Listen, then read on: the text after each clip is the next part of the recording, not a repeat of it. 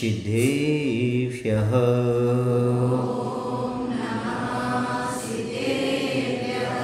ॐ नमः सिद्धेभ्यः।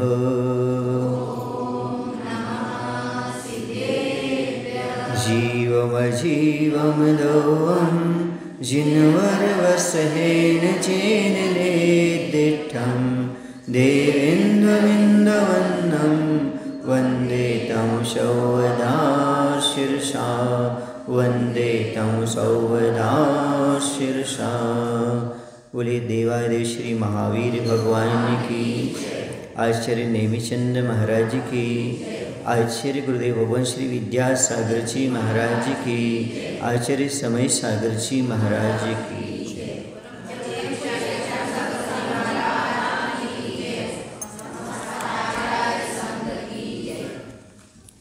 प्रकरण चल रहा था द्रव्य का लक्षण, जिसमें से धर्म और अधर्म द्रव्य का लक्षण कल हमने देखा था।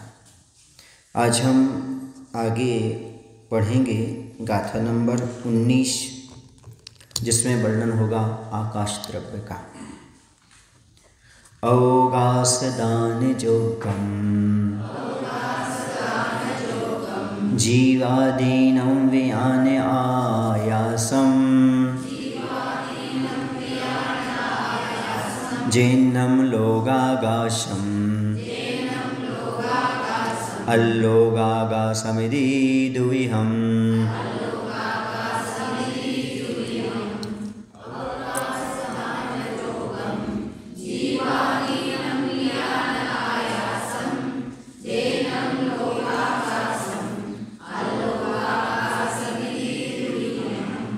अब यहाँ पर जीवादि छह द्रव्यों के जो अवकाश देने में समर्थ द्रव्य है, उसका भगवान जिनेन्द्र देव द्वारा कहा हुआ आकाश द्रव्य है। जीवानम अवकाश दान योगम, जीवादि छह द्रव्यों को अवकाश देने में समर्थ को जैनम भगवान ने क्या कहा है? अनंत भगवान ने आयासम, आकाश द्रव्य बयान जानना चाहिए। वह आकाश लोगागासम, लोकाकाश चे और अल्लोगागासम, अलोकाकाश इति, इस प्रकार दुविहम दो प्रकार का है। आकाश द्रव्य किसे कहते हैं? जीवादि द्रव्यों को रहने के लिए जो अवकाश देता है वह कहलाता है आकाश द्रव्य। ठीक है ना? छह द्रव्य जहाँ पर रह रहे हैं उनको आकाश स्पेस देता है, उसका नाम आकाश द्रव्य है। आकाश द्रव्य का कार्य क्या है? आकाश द्रव्य का कार्य है अवकाश देना, अवगाहनत्व। ठीक है ना? वहाँ उस प्रकार का स्थान वह देने का काम करता है। आकाश द्रव्य कैसा है?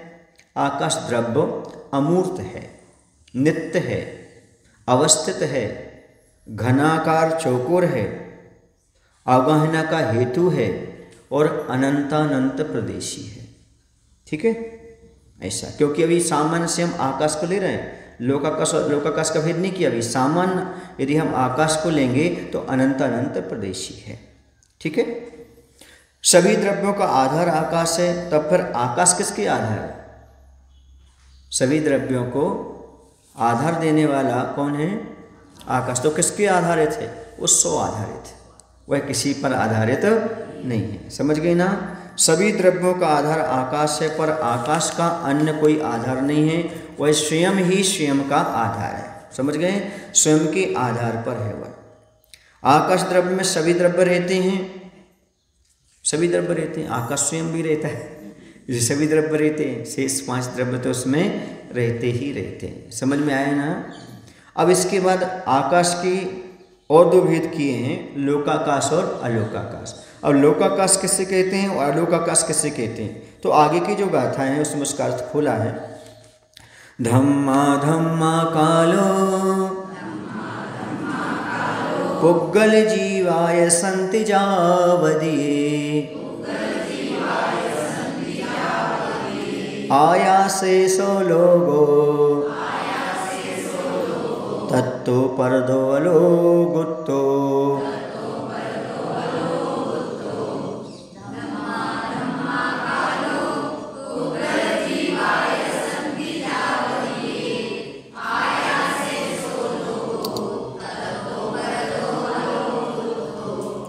हाँ, जावदी जितने आयासे आकाश में धर्म अधर्म द्रव्य, कालो काल द्रव्य और पुद्गल द्रव्य और जीव द्रव्य संति हैं, सो वह लोकाकाश अथी माने है। तत्तो उससे पर दो, उससे बाहर अलोगुत्तो अलोकाकाश कहा है। लोकाकाश किसे कहते हैं? जितने आकाश में धर्म अधर्म काल पुद्गल और जीव द्रव्य रहते हैं उसे लोकाकाश कहते हैं। समझ गए ना?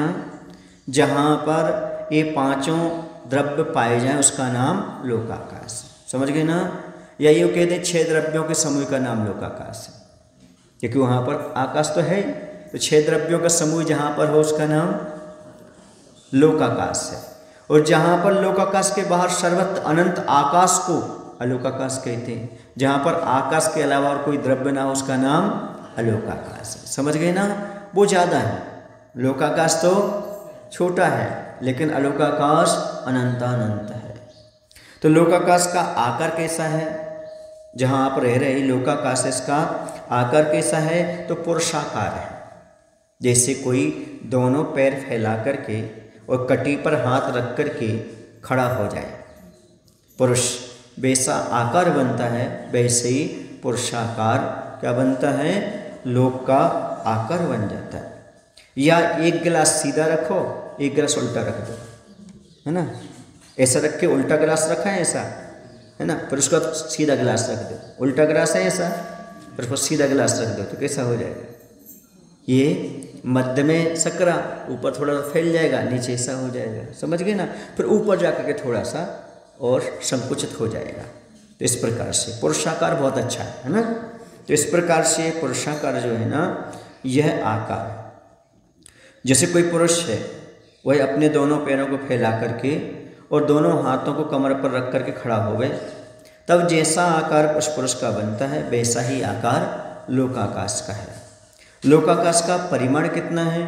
तो लोकाकाश का जो परिमाण है वह 363 घन राजू है। लोकाकाश के कितने भाग होते हैं? माने लोक कितने हैं? 3, अधोलोक, मध्यलोक और ऊर्ध्वलोक। ये 3 लोक हो जाते हैं। ठीक है ना? लोक कैसा है? कैसा है लोक? तो केवल ज्ञान का जो अनंत भाग है उस प्रमाण आकाश द्रव्य है। उस आकाश के अनंत भागों में से एक भाग में, सबसे निचले भाग में लोक है, और यह असंख्यात प्रदेशों का धारक है। लोकाकाश कैसा है? असंख्यात प्रदेशी है। समझ में आ रहा है आपको कि नहीं? अलोकाकाश नहीं करे, क्या करे अभी? लोकाकाश असंख्यात प्रदेशी है। अब देखिएगा, यहाँ पर लोकाकाश भी कैसा है? असंख्यात प्रदेशी है। जीव भी यहाँ पर है असंख्यात प्रदेशी, और अनंत जीव हैं, और पुद्गल भी अनंत हैं। ये सब कैसे रह रहे? असंख्यात प्रदेश में असंख्यात प्रदेशी, अनंत जीव और अनंत पुद्गल कैसे रह रहे हैं? तो जिस प्रकार एक दीपक के प्रकाश में अनेकों दीपकों का प्रकाश आ जाता है, अवकाश पाता है, अथवा एक गुण रस विशेष से भरे हुए कांच के पात्र में बहुत सा स्वर्ण अवकाश पाता है, अथवा भस्म से भरे हुए घट में सुई और ऊँटनी का दूध समा जाता है, वैसे यहाँ पर है अवगाहना शक्ति होने के कारण सारे पदार्थ विरोध रहित समा जाते हैं। समझ में आ रहा ना कैसे समा जाते हैं? सुनिएगा। जैसे इस कमरे में एक दीपक रखा, उसका प्रकाश है, दूसरा रख दिया तो, तीसरा रख दिया तो, कितने भी दीपक रख दो सबका प्रकाश इसमें समा जाएगा। एक का भी समाएगा और सबका समाएगा। इसी प्रकार से प्रदीप पर दीपक की भांति सारे के सारे अनंत जीव ही असंख्यात प्रदेशी लोकाकाश में समा जाते हैं। समझ में आ रहा? चलिए, लोकाकाश बड़ा है या लोकाकाश बड़ा है? अलोकाकाश। क्यों? क्योंकि अलोकाकाश का अनंतमा भाग लोकाकाश है। समझ गए? ऐसा है लोकाकाश अलोकाकाश की बात हुई। समझ गई ना? ये सब व्यवहार न से जीवादि पदार्थों को स्थिति लोकाकाश के प्रदेशों में है, निश्चय नहीं से तो सभी अपने अपने प्रदेशों में स्थित है। समझ गए ना? अब लोग कहते हैं महाराज जी हमने इनको स्थान दिया, हमने इनको स्थान दिया। कौन किसको स्थान दे रहा है? कौन दे रहा है बताओ? सब जीवों को स्थान देने वाला कौन है? लोकाकाश। फिर भी आप अपने आप पर अहंकार कर, देखो हमने तुम्हें जगह बना के दी, हमने तुम्हें बिठा लिया, तुमने ऐसा दिया, हमने ऐसा किया। ये जगह कौन दे रहा है? कौन कर रहा है बताओ? ये सब लोकाकाश का काम है। किसका काम है? अवगाहन जो शक्ति देने वाला काम है वह लोकाकाश का काम है। और हम कहते हैं हमने अवगाह दिया, हमने दिया। जमीन और आसमान में कितना अंतर है? किसका अंतर है? ब्लू स्काई नहीं है वो, आकाश का अर्थ जो स्पेस है जहाँ आप हैं, तो एक बाल का अंतर है। जमीन और आसमान में कितना अंतर है? मात्र एक बाल का अंतर है। आप जमीन पर चलते कि आसमान में चलते हो? आप लोग जमीन पर नहीं चलते, आप लोग आसमान में चलते हो। इसलिए कहते आसमान में मत उड़ा करो। चलने को मना नहीं किया, उड़ने को मना किया है। समझ गए? क्योंकि आप जो पैर उठा करके रखते हो तो कहाँ उठाते हो पैर? आसमान में। जमीन पर कौन चलते? जो रेंगते हुए चलते हैं, घसीटते हुए चलते हैं, वो चलते हैं जमीन पर। आप जमीन पर नहीं चलते, आप किस पर चलते हो? इसलिए आपको व्याह्यो गति आया। प्रशस्त व्याह्यो गति, अप्रशस्त व्याह्यो। व्याह्य माने होता है, व्याह्य माने आकाश, आकाश में गति। तो आप कहाँ चलते हो? आकाश में चलते हो। समझ में आ रहा है आपको कि नहीं आ रहा? ऐसा तो ये व्याह्यो गति है। व्याह्य माने आकाश। तो ये लोकाकाश ने हमारे लिए स्पेस दिया हुआ है। हम किस पर चल रहे हैं? लोकाकाश में रह रहे हैं। ठीक है ना? हमें किसने जगह दी? लोकाकाश ने, है ना? और हमने किसको जगह दी? किसी को नहीं दी। सुनिए, किसने जगह दी? लोकाकाश ने हम सभी को जगह दी है। इतना ध्यान रखना, हमने किसी को जगह नहीं दी। इतना भी, ये सब पढ़ने से क्या होता है? बहुत सी सारी विडंबनाएं समाप्त हो जाती। जो हमारी दृष्टि है ना अहंकार की, कर्तापन की, वो अपने आप समाप्त हो जाती। क्यों? क्योंकि हम किसी को जगह देने वाले नहीं है। जगह देने वाला कौन है? हाँ, यदि विशालता सीखना है तो आकाश से सीखो, और गहराई सीखना है तो समुद्र से सीखो, और बिना भेदभाव के प्रकाश लौटाना सीखना है तो सूर्य से सीखो। समझ गए आप लोग कि नहीं? सबको पानी पिलाना सीखना है तो नदियों से सीखो। समझ, सबको फल खिलाना सीखना है तो वृक्षों से सीखो। पर इंसान से क्या सीखो? इंसान से मत लेना सीखो।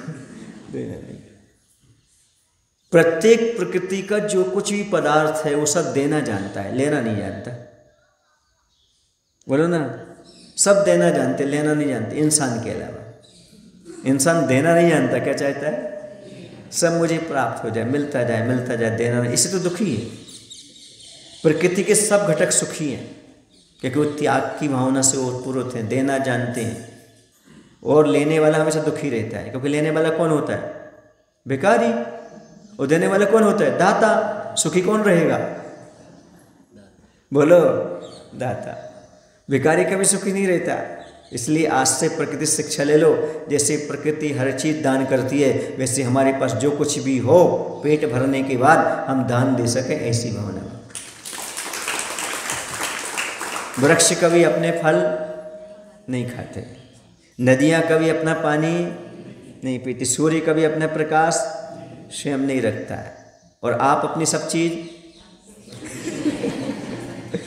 अपने पास रखते हो। शेयर करना सीखो, बच्चों को सिखाओ, अपनी चीज़ को शेयर करो। कुछ बच्चे होते हैं ना, अपने खिलौने किसी को नहीं देते, अपनी गाड़ी किसी को नहीं देते, उनको सिखाओ बेटा नहीं, शेयर करना सीखो। यदि अभी से तुम संकुचित हो जाओगे, बाद में कुछ नहीं कर पाओगे। कुछ बच्चे छूने नहीं थे, ऐसी छाती से चिपका कर सोते हैं।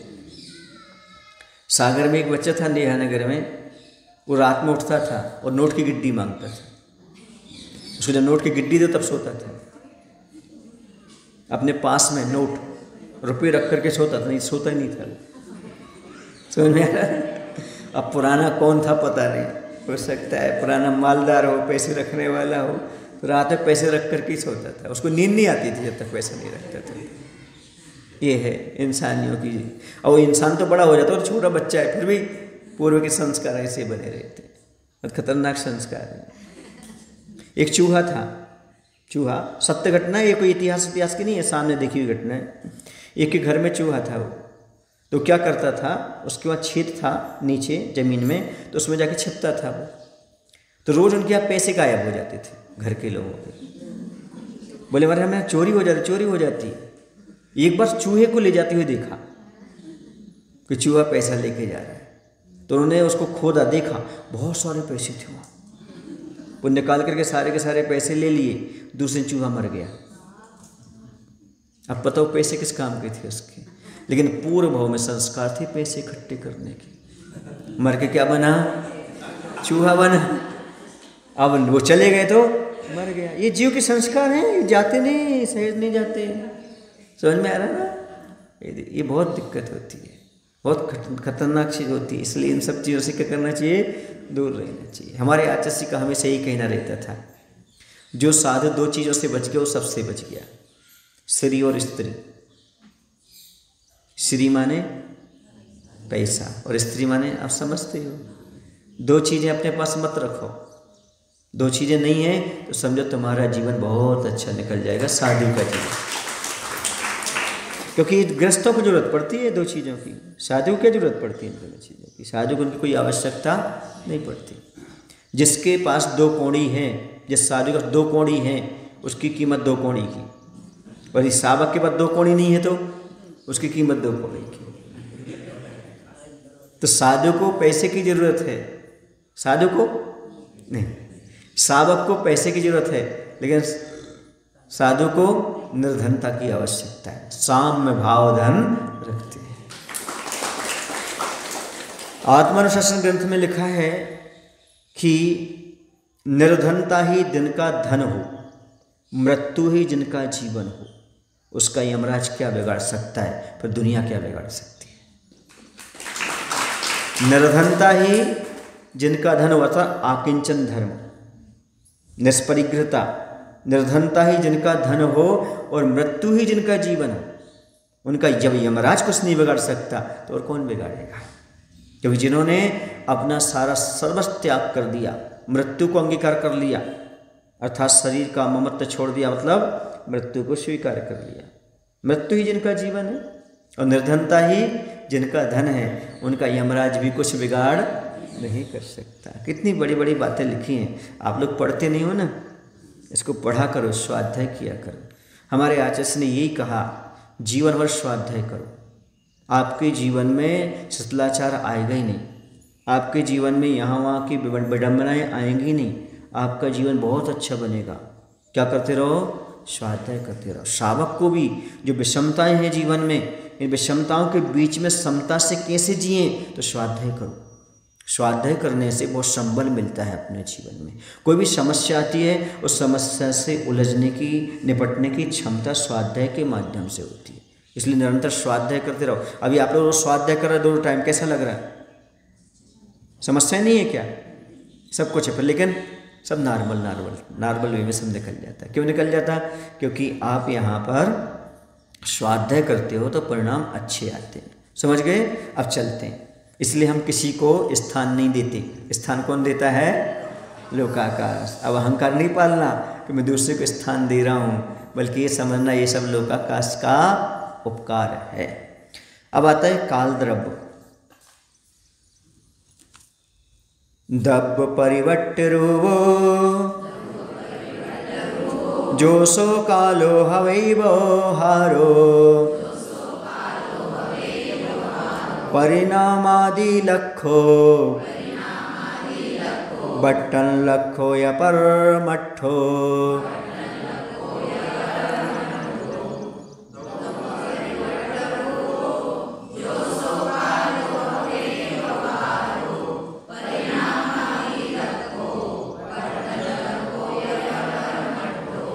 जो द्रव्य परिवर्तन रूपो, जो द्रव्यों के परिवर्तन रूप या और परिमाण आदि लक्षो, परिणमन आदि लक्षण वाला है, अर्थी होता है, सो वह व्यवहारो कालो, वह व्यवहार काल है।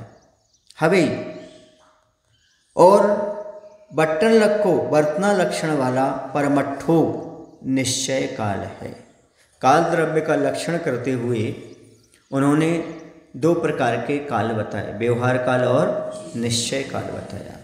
काल द्रव्य किसे कहते हैं?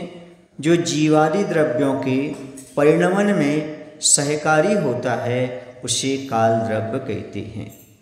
द्रव्यों के परिणमन में सहकारी होता है उसे काल द्रव्य कहते हैं।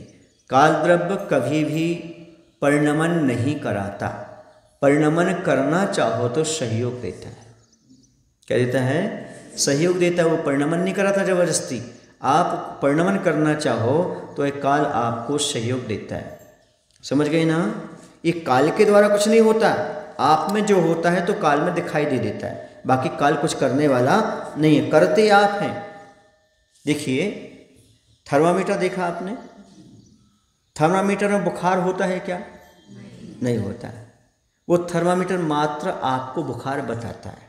जब आप उसको स्पर्श कराएंगे शरीर से तब वो थोड़ा सा आपको बता देगा कि आपका टेम्परेचर कितना है। टेम्परेचर थर्मामीटर में है कि आपके शरीर में है?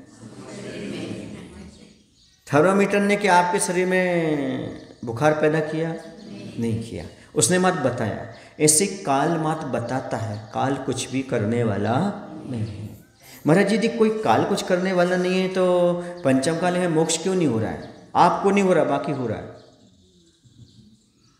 कैसे हो रहा महाराज जी? विजयात की श्रेणी में विद्याधर लोग रहते हैं। कौन रहते हैं?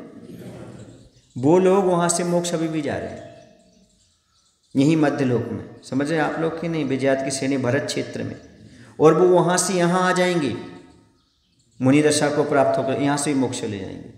उनको यहाँ कोई काल बाधक होने वाला क्यों नहीं है? क्योंकि काल कुछ नहीं करता। हमने इस काल में जन्म लिया है, ये हमारी कर्म बाधक है।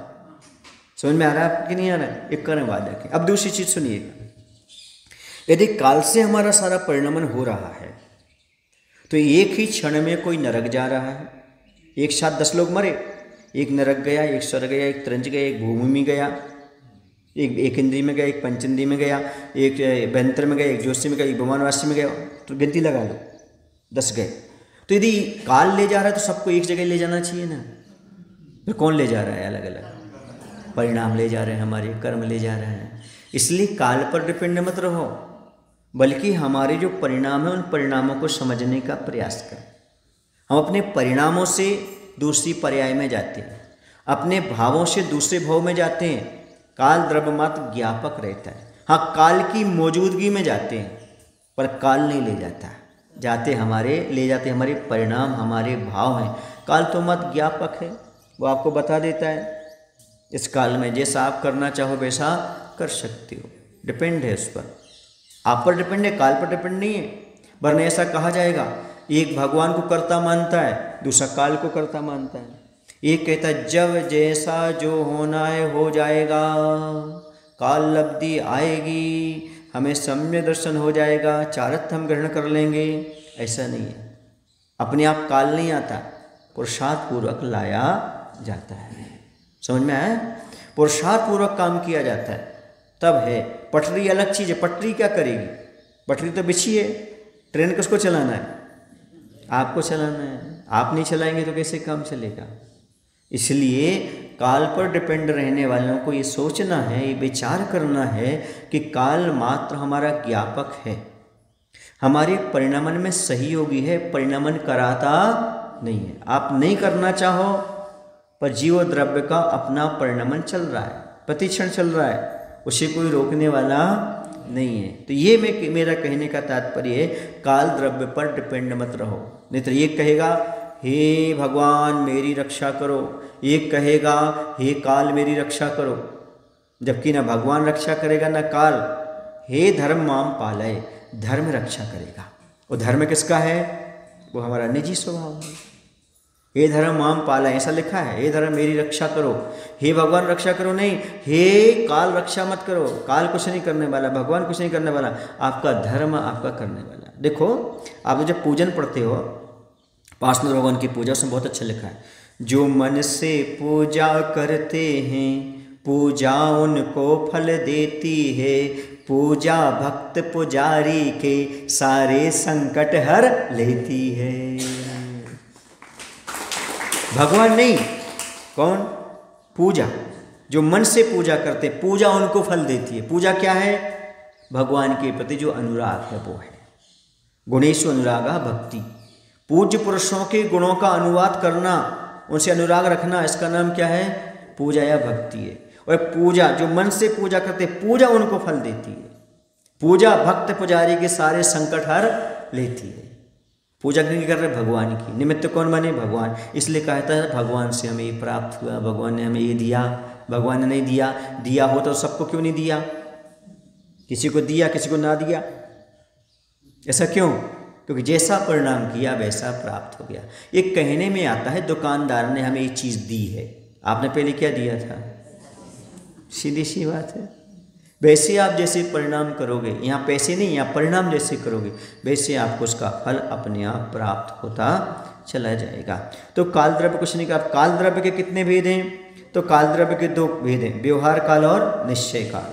व्यवहार काल किसे कहते हैं? जो द्रव्यों के परिणमन रूप है और परिणाम क्रिया परत्व अपरत्व से जाना जाता है।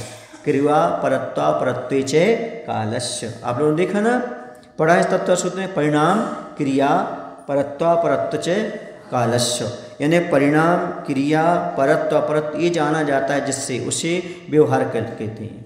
या फिर आपकी भाषाएं बोल देते हैं, व्यवहार में घंटा, दिन, पक्ष आदि का जो व्यवहार किया जाता है उसे व्यवहार काल कहते हैं। जैसे आप कितने बज गए, 9, 10, 11 जितने भी आप बोलते हो, ये सब क्या है? व्यवहार काल है। कौन सा काल है? व्यवहार काल है। एक सज्जन बोले आचार्य से जी व्यवहार काल क्यों माने हम, क्या जरूरत है व्यवहार काल मानने की? तो आचार्य से एक काम करो, घड़ी उतार के रख दो। घड़ी क्यों पहनते हो? वही तो व्यवहार काल है। व्यवहार काल जानने की क्या जरूरत है? घड़ी देखने की क्या जरूरत है?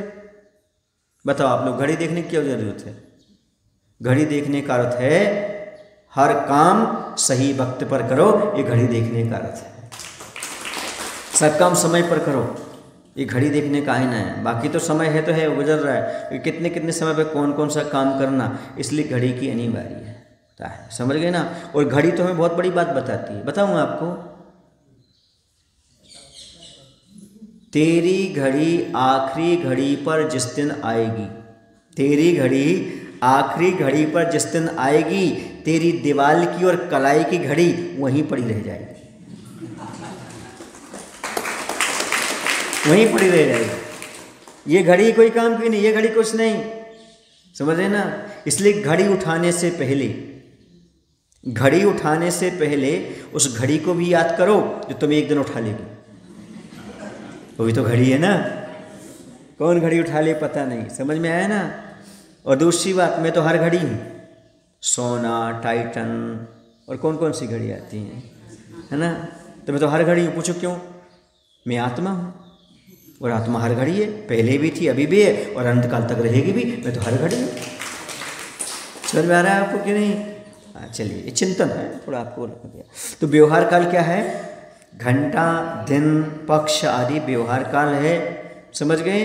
व्यवहार काल की पर्याय हैं, समय कहते हैं, आवली कहते हैं, सेकंड कहते हैं, मिनट कहते हैं, घंटा कहते हैं, दिन कहते हैं, रात कहते हैं, सप्ताह कहते हैं, पक्ष कहते हैं, महीना कहते हैं, वर्ष कहते हैं। ये सब क्या हैं? ये सब व्यवहार काल की ही पर्याय हैं। अब यहाँ पर परिणाम शब्द बोल रहा है। परिणाम क्या है? जैसे बोला परिणाम क्रिया परत्व अपरत्व क्या है? तो परिणाम क्या है? द्रव्यों के परिणमनों को परिणाम कहते हैं। एक पर्याय की निवृत्ति होकर दूसरी पर्याय की उत्पत्ति होने को परिणाम कहते हैं या परिवर्तन कहते हैं। समझ गए ना? अब क्रिया किसे कहते हैं? एक क्षेत्र से दूसरे क्षेत्र पहुँचने या गोदोहन, पाक आदि परस्पर हंचन आदि को क्रिया कहते हैं। जैसे गाय को दोहन करना, दूध निकालना, ये भी क्रिया कहलाती है। एक स्थान दूसरे स्थान पर जाना भी क्रिया कहलाती है। जैसे भोजन बनाना, ये भी क्रिया कहलाती है। ठीक है ना? हलन चलन रूप जो कार्य होता है क्रिया के। अब आता परत्व। परत्व का अर्थ होता है ज्येष्ठता या प्राचीनता को परत्व कहते हैं। यह बालक 2 वर्ष बड़ा है, उसको बड़ा बताने के लिए परत्व हो जाता है। ठीक है ना? ज्येष्ठता दर्शाने के लिए या प्राचीनता, ये इससे 2 साल पुराना है, 5 साल पुराना है ना? या बड़ा है, ऐसा भी कहते हैं आप लोग, बड़ा कहते हैं। अपरत्व किसे कहते हैं? छोटा या नवीनता को अपरत्व कहते हैं। जैसे यह बालक 2 वर्ष छोटा है, 5 वर्ष छोटा है। ठीक है ना? ये हो गया क्या? परिणाम बता दिया, क्रिया बता दिया, परत्व और अपरत्व। ठीक है? ये किसका हो गया? व्यवहार काल का। अब आता निश्चय काल किसे कहते हैं? जो वर्तना लक्षण वाला काल है उसे निश्चय काल कहते हैं। ये वर्तना क्या चीज़ है? जिसका वर्तना लक्षण है उसका नाम क्या है? निश्चय काल। वर्तना लक्षण मात्र उसका। तो वर्तना माने अपने अपने उपादान कारण से स्वयं परिणमनशील द्रव्यों के परिणमन में कुंभकार के चाक के भ्रमण यानी घूमने में उसके नीचे की कीली के समान जो सहकारी होता है उसे वर्तना कहते हैं। कैसे वर्तना के लिए? जैसे शीतकाल में छात्रों के अध्ययन में अग्नि सहकारी है। सर्दी लग रही है, बच्चे पढ़ना चाहते हैं और अग्नि मिल गई तो पढ़ाई अच्छे से हो जाती है। अर्थात प्रत्येक द्रव्य में जो प्रतिक्षण सूक्ष्म परिवर्तन होता है, सूक्ष्म हमारी दृष्टि के गोचर नहीं होता, सूक्ष्म परिवर्तन होता है, उसे भी वर्तना कहते हैं। प्रत्येक द्रव्य में प्रतिक्षण जो सूक्ष्म परिवर्तन होता है उसका नाम भी क्या है? वर्तना है। जैसे वस्त्र है, घर, शरीर आदि का निरंतर परिवर्तन होता रहता है। कई बार आपका कपड़े में परिवर्तन होता रहता है और एक बार कभी बहुत देर से धो रहे थे आप, फटता नहीं था, एक दिन धोया तो छार छार हो गया, क्योंकि उसका परिणाम धीरे धीरे चल रहा था। ऐसे शरीर में प्रत्येक द्रव्य में कुछ ना कुछ परिवर्तन चलता रहता है, इसका नाम क्या है? वर्तना है। समझ गए ना? अभी अपन पढ़ के आए समय। समय क्या चीज़ है? एक परमाणु के एक प्रदेश से दूसरे प्रदेश पर मंद गति से जाने पर जो काल लगता है उसका नाम समय है। इस समय जो है काल द्रव्य की सबसे छोटी इकाई, उसके बाद आवली, उसके बाद और आगे बढ़ता चला जाता है। ठीक है, बोले महावीर भगवान की जय। आचार्य विद्यासागर जी महाराज की जय। हाँ।